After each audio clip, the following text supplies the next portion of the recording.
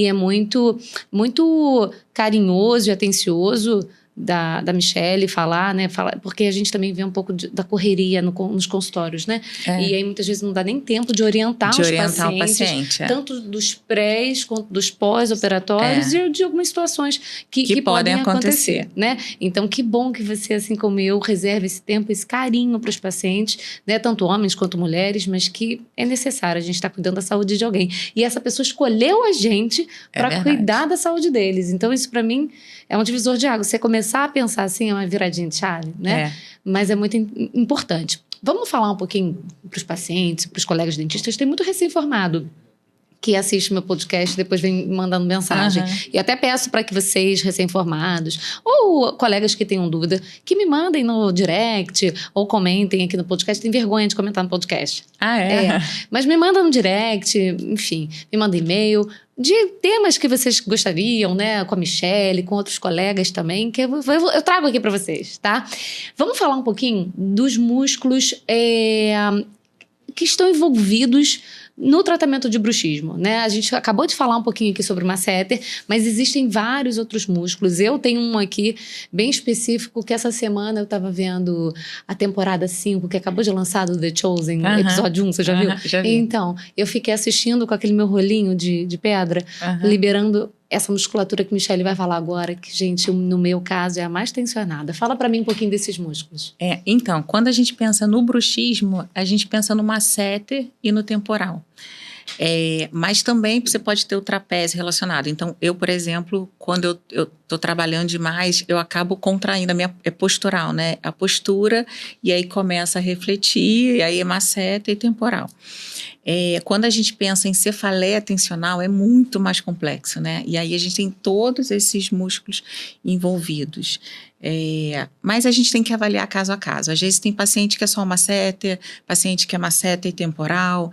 Então a gente tem que entender junto com o paciente qual é aquela musculatura que está contraindo mais, né, durante o processo de bruxismo. E é importante lembrar que existe o bruxismo do sono e o de vigília, né? Então, muita gente tem o bruxismo durante o dia, né? Porque malha muito e faz o apertamento, ou está estressado e faz o apertamento, né? Ou tem um boleto para pagar, ou né? Tem um chegou um boleto alto para pagar, a escola que mandou outro boleto, e aí a gente começa a apertar mais ainda, né? Faz parte. Mas a gente no consultório, né? Eu vou gravar um próximo episódio com o Dr. Vinícius, também conhecido como meu esposo e pai dos meus filhos. A gente compartilha os pacientes, né, no consultório. E ele, por fazer essa área de prótese, a gente tem algumas questões, né, principalmente paciente com mais idade, principalmente homem, normalmente com sobrepeso. Mas a gente tem paciente que não tem sobrepeso e tem apneia do sono.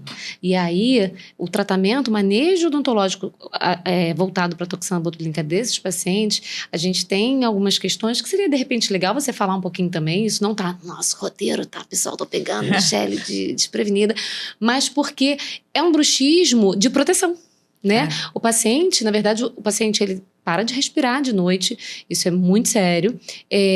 Existem consequências, AVC, disfunção erétil. Quando eu falo de disfunção erétil, os homens correm pro otorrino para fazer avaliação.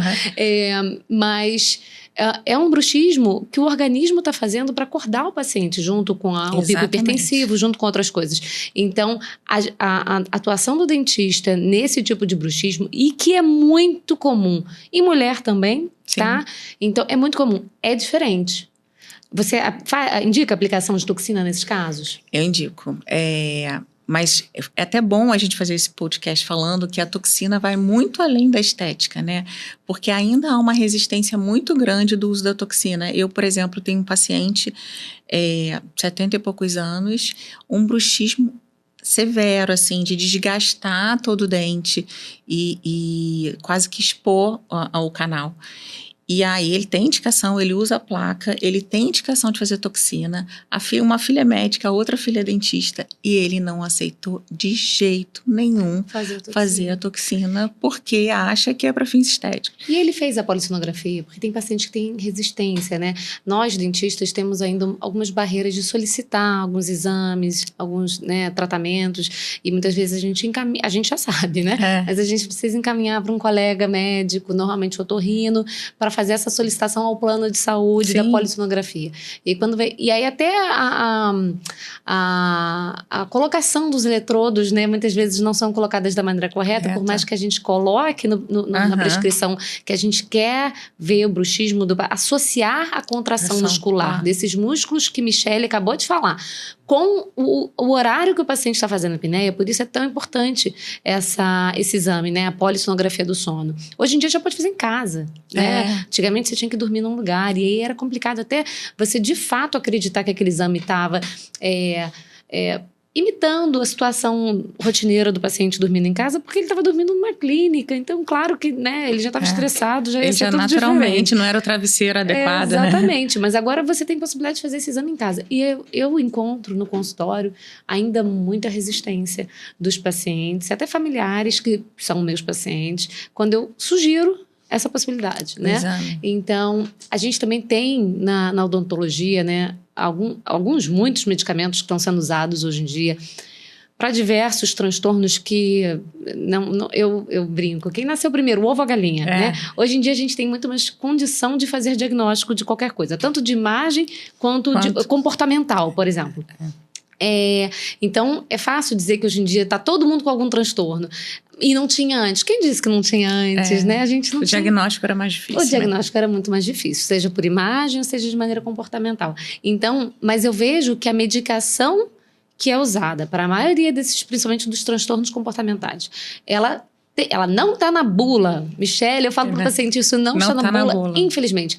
Mas como consequência, como um dos efeitos adversos, a gente tem a potencialização do bruxismo. Exatamente. Né? Isso é muito importante. Mas a gente está falando até agora de bruxismo, de cefaleia, que eu adoro esse tema. Mas existem outras aplicabilidades da toxina botulínica na odontologia. Queria que você falasse um pouquinho. Então, a gente pode atuar também nos casos de cialorreia, que até vai ser o tema da minha tese de doutorado, né? A cialorreia, para quem não sabe, é o excesso de saliva.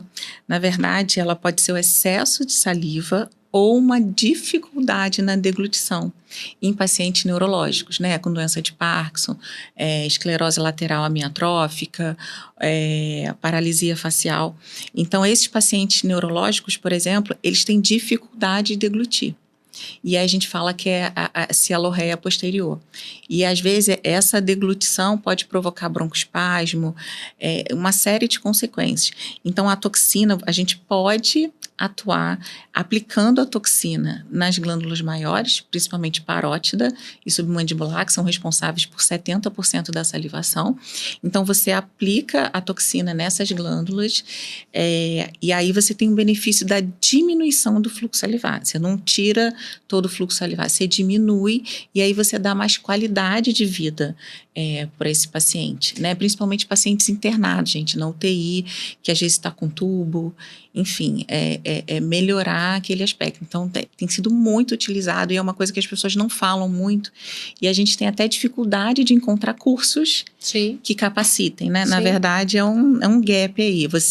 Hoje em dia, você encontra curso de toxina botulínica para ruga, mas você dificilmente se encontra para fins terapêuticos. Nossa, para ruga você encontra online, você encontra em outra atmosfera, em nuvem. E-book. Em qualquer lugar, né? A pessoa vai no seu consultório já, dá o curso para você, mas realmente, assim, dessa parte mais terapêutica, né?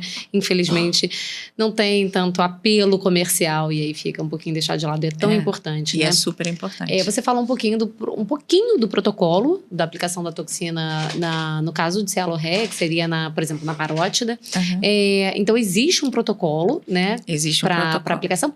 Eu queria que você falasse um pouquinho sobre isso. Claro que longe minha intenção de você dar aula sobre isso, tá? Pessoal, sigam a doutora Michele Galhardi nas redes sociais, porque tem coisa muito interessante lá.